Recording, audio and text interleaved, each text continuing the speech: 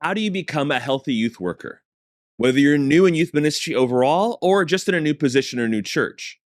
Well, I think there are 10 commitments that I've learned from Doug Fields that we can put into place. Commitment number 5 is to avoid the comparison trap. Make a commitment in your first 2 years in youth ministry that you will avoid the comparison trap. In over 20 years of ministry, I've always remembered this truth. When you compare, you lose. Either you're filled with pride because you're so much better than another person, or you're dejected because you don't measure up.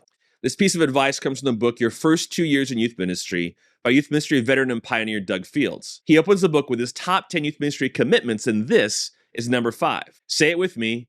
I will avoid, come on, you're not saying it.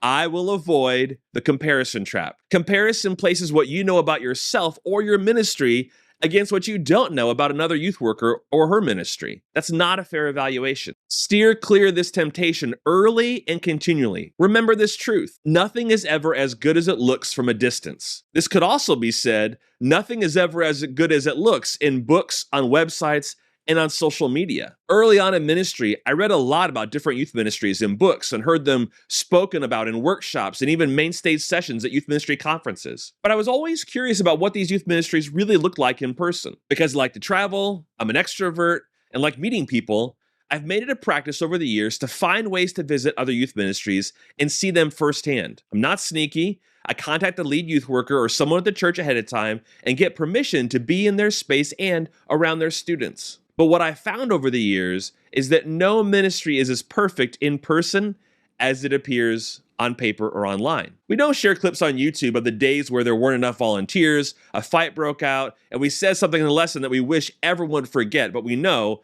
everyone will remember forever. We share our highlights. Sometimes we can get caught up in watching other people's highlight reels online and forget how much was edited out of the original footage. How do you start to make?